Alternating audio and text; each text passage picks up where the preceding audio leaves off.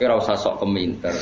Nah asal dia ulama, entah itu siapa saja asal dia ulama harus kita hormat. Gua hormat sekali sama Mbak Mun ya hormat, sama Mbak Habib Lutfi ya hormat, sama Pak Kuras ya hormat.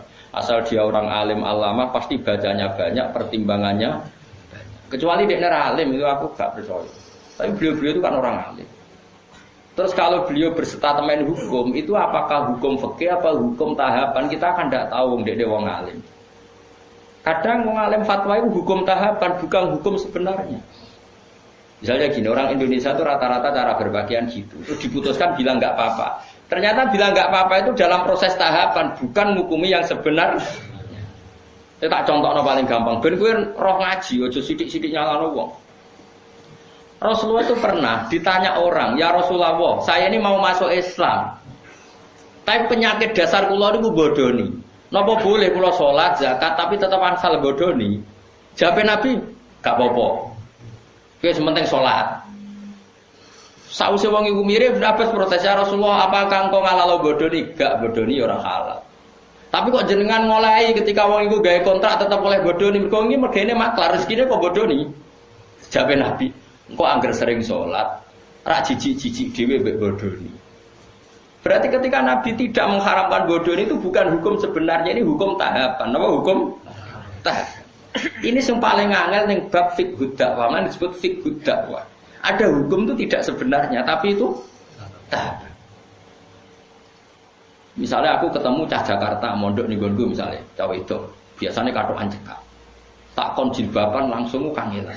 Kira-kira tak kon, ya celananan nduk, celananan. Mergo pikiranku lumayan ora katokan cekak. Terus ning atiku mesti jilbab menyusul kan ngono. Bukan darani celananan hukum sebenarnya, ini hukum tahapan.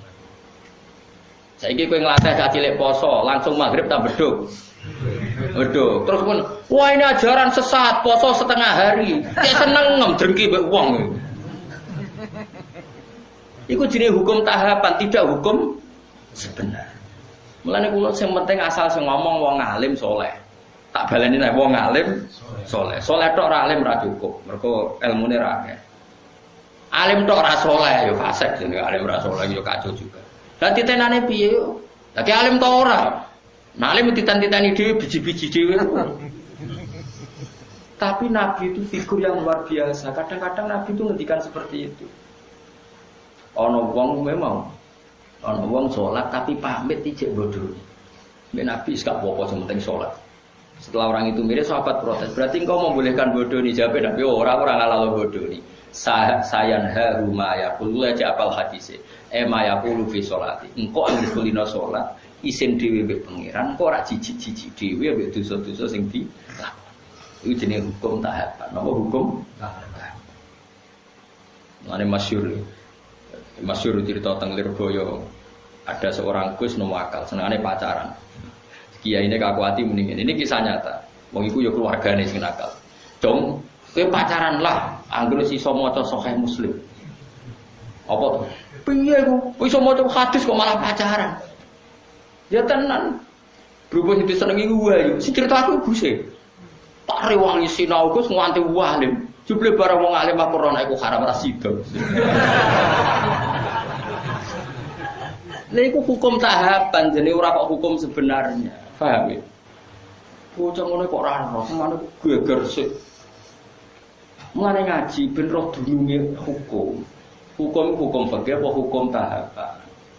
Nak hukum fikih ya permanen, nak hukum tahapan ini tadrid fi sunnah, tahapan mendidik sunnah. Tentu ada apa?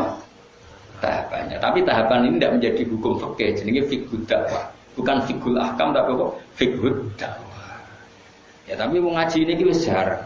Wong wis sanane emosi gak gelem ngaji. Makanya saya tadi bilang, asal dia orang alim dan soleh. Makanya saya bisa menerima misalnya Sayyid Umar Hafid orang alim, kadang dakwah di Belanda, di mana ya ketemu orang macam-macam. Tapi beliau tidak selalu bilang mungkar. Karena itu tahapan, jadi beliau tidak perlu kesusu darani mungkar. Ini tahap pembinaan. Dan bina wong Belanda cek katokan cekak kau sampura tong wedok-wedok terus kon Islam, ayo jilbaban, ayo cadaran, yo melayu. Ya mesti ada urutannya, tauhid dulu, setelah tauhid ini, setelah. Nah itu menjadi fiqh dakwah bukan menjadi fiqhul ahkam.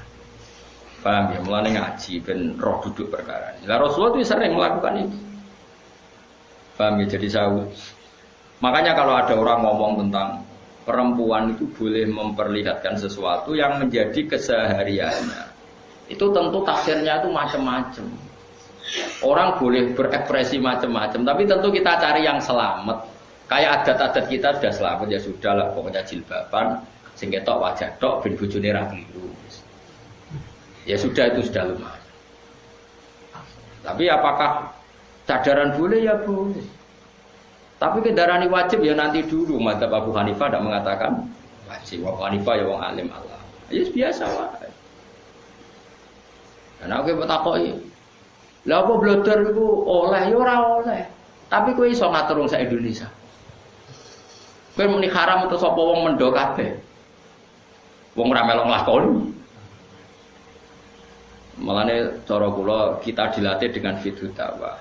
Sebaiknya sing lagi blodor diajarkan ke yang tidak blodor. Wis ngono tok. Isane opo?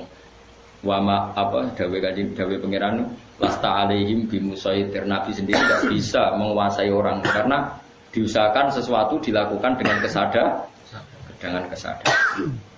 Mana ayat wala yubdina zinatahunna illa ma dzahara minha. Itu komadhara itu pokoknya cara kula sanut guru, anut wong alim-alim serausan. Cuma kalau ada fikih kontroversi itu sampean harus ikut saya. Apakah itu fiqhul ahkam? Apakah itu fiqhul dakwah? Kalau fiqhul ahkam ya final.